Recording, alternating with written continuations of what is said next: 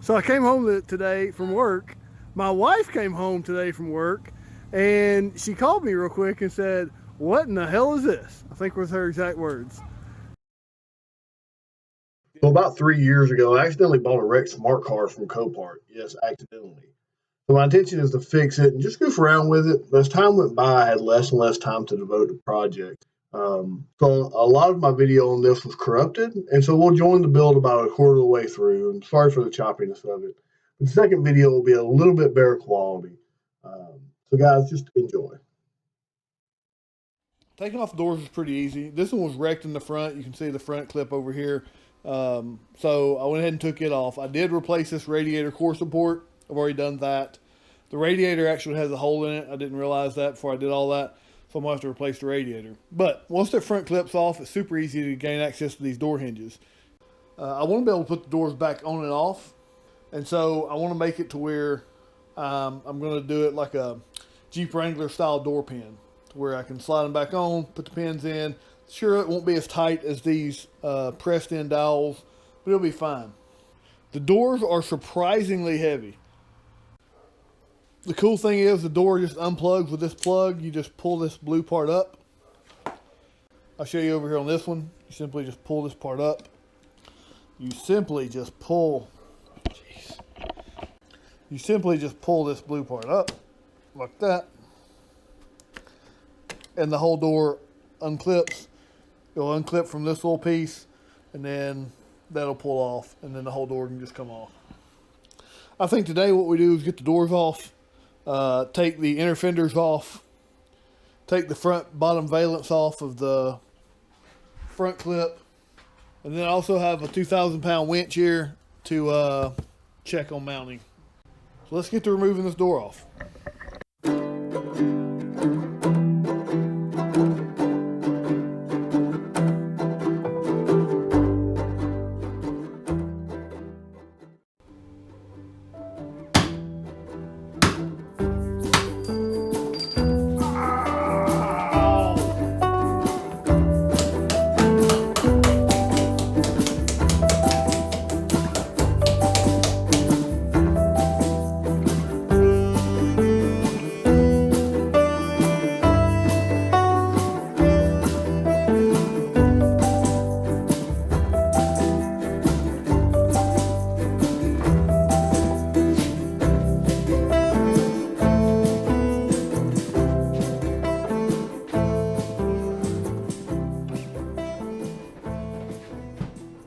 And we're doorless.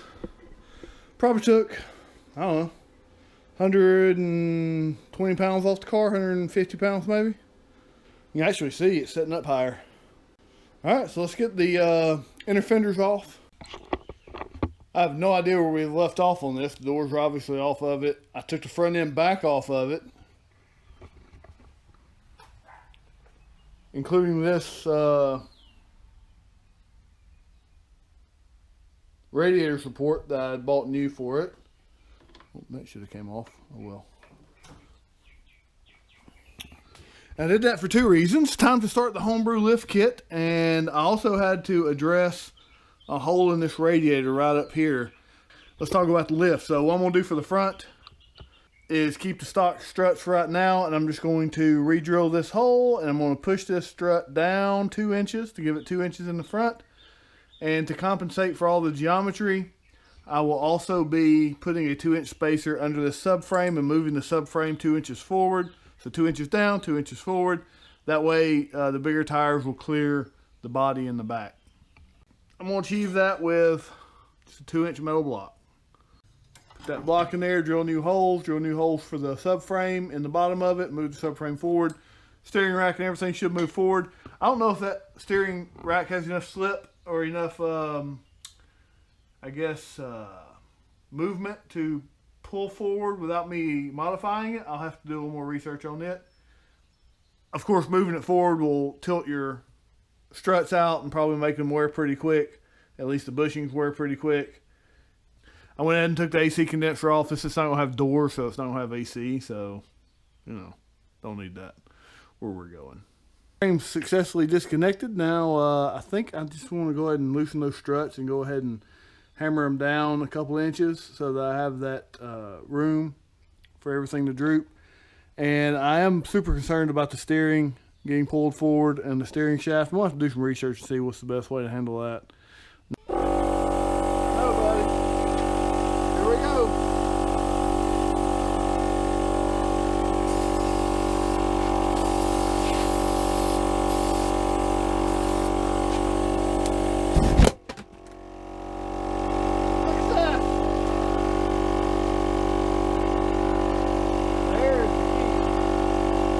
Guys, I'm feeling real good about this. So I know I've skipped over a lot. So here's what we've done so far. So I put the rear lift on, and if y'all seen, the only place that has lifts for smart cars is Daystar. It's pretty expensive, and there's really not much to it. That is not what I did. And maybe some smart car guru can tell me why we wouldn't do this, but all I did was disconnect the subframe engine cradle, and went and bought some 2-inch aluminum spacers and just spaced the whole engine and everything down. The reason I did that is it doesn't mess with any of the angles, any of the axle angles, which that's one of the big issues if you go over 2 inches, is this axle will actually pop out of the diff. We don't have to worry about relocating the shocks or putting any shock extensions on or anything. I went ahead and cut the exhaust off because we don't need that where we're going. Yeah, the front lifted, or the rear lifted 2 inches, and then I went ahead and trimmed the back. The 5 on 4.5 wheel adapters. Pretty good. I'll put a link down in the description for those. Now for the front, a little bit different. I'm not done up here. Let me get this out of the way. I spaced down the knuckle here on the strut and just drilled a new hole, and that's about 2.5 inches right there that I've went down. That should be fine, but to get enough clearance for these 235s, these massive 235s I've got on here, I have to pull the whole subframe forward. So once I do all that, it's just a matter of putting the front end back together. Well, I say that. I'm going to have to space, once this space is down, I'm going to have to fix this right here to get it to made up. I'll have to build a spacer. The Daystar kit does come with a pretty nice spacer for this. I didn't buy the kit. So all in all, I'm going to have about $100 in the entire lift when it's all said and done, instead of a $400 Daystar kit that messes around with some of your angles. But guys, I'm digging it. We're going to get it sitting down here in just a second just to see what the stance looks like, because these spacers aren't actually spacing it down and lifting it all. All that's doing is correcting the angle. All the lift is right there on the strut. So guys, that's going to work great. Guys, the rear hitch is done. You can see what I did. I just cut the outriggers off the old bumper, and I've welded them onto this new bumper and made this bumper as high up against the body line as possible. The only thing left to do, which I probably won't do right now, this on here. This is welded on the inside of the square, by the way, except for this bottom piece. One thing I'm going to do is cut these angle pieces off to weld back up right there. That way it's finished out. That won't be today though. It's on there, it's sturdy. It'll handle the tongue weight of jet skis. I'm not going to be pulling this thing on the road. It's just take it to the boat ramp and back. Still need to paint it. So finalizing the lift on the front, super easy. We went with spacers. It's a 2-inch spacer we built. And you have to cut an angle right there to clear the steering rack.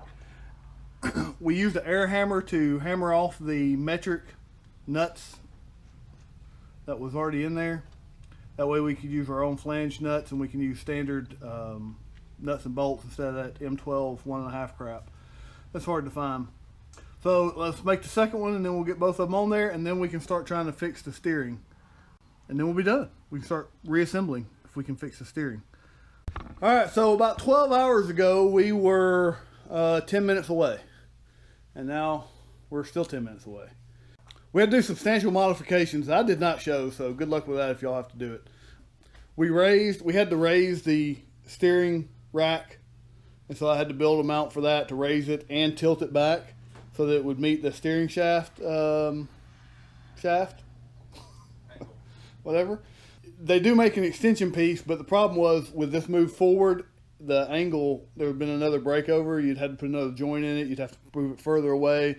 it was easier just to move it up and tilt it, build a little box to mount it on, than it was to do all that. So we did that. That took about 17 hours to build that little piece. And then we started mounting the radiator. Of course, now that the steering rack's higher, the radiator hit the steering rack. And so we had to chop up this radiator core support, and the zip tie goes away. Don't worry about that. Or does it? Maybe not. I don't know. But we had to raise the radiator up, which means the heater box had to go away, which means the mount for the brakes had to go away. So we kind of just cut that. That's fine. It'll work. Luckily, the blower motor seems to be in the dash instead of out here in the box. It was just an air cleaner box. So I should still have a blower motor, even though I don't have doors, so not sure that's going to be necessary. But regardless, we've trimmed a good bit. Tires clear everywhere. We're fixing to start putting the front end on.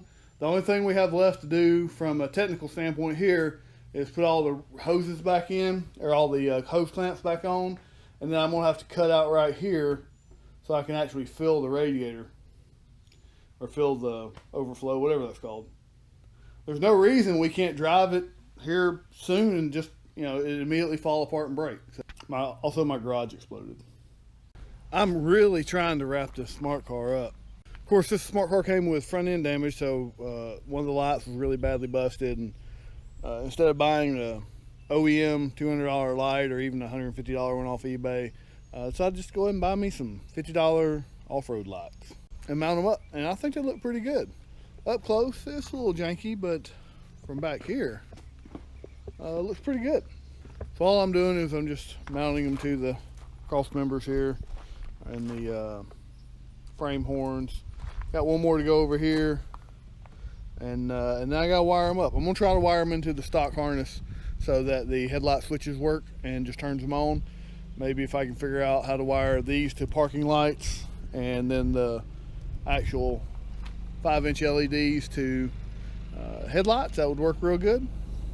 I'll have a link to these particular lights. I really like these little cheap amber lights, but I'll have a link to these down in the description. All right, well, those are done. It was pretty easy to splice into the factory wiring harness. Now when I turn on the parking lamps, ooh, that's bright, the amber lights come on.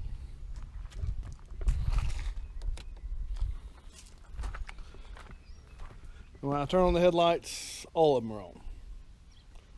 So that keeps me from having to have separate switches, and it's making it a little more factory. Now I've just got to finish wiring up the winch. I need to wire up the light bar and mount it. That's probably going to be later. Everybody, you ready for riding? Yeah. Okay. All right, Maiden voyage. Let's see if I'm going to have to do any more cutting.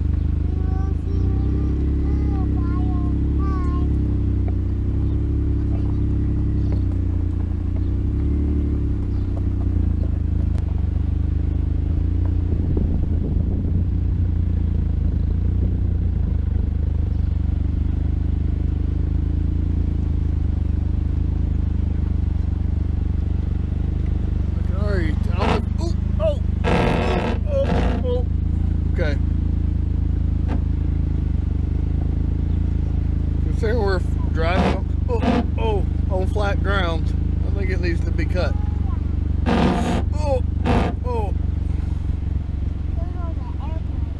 Over the what? The air brakes? I don't think we have air brakes, buddy. What are they? Air brakes. Yeah, I don't think we have air brakes.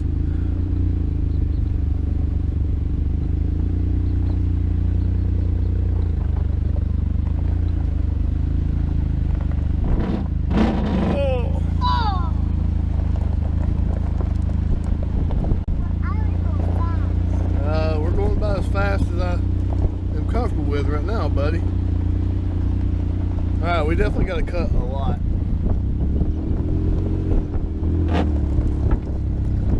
Oh. Yeah. Oh, yeah. So guys, that's where I'm going to end it right now for the smart car. The next video will go over how I have made removable doors for it. I'll go over the rest of the cutting as you saw in that little video of me driving. Lots of scraping up here. These 235s were just a little bit too big. So we're gonna have to trim some significant real estate off of the course report and a few other areas.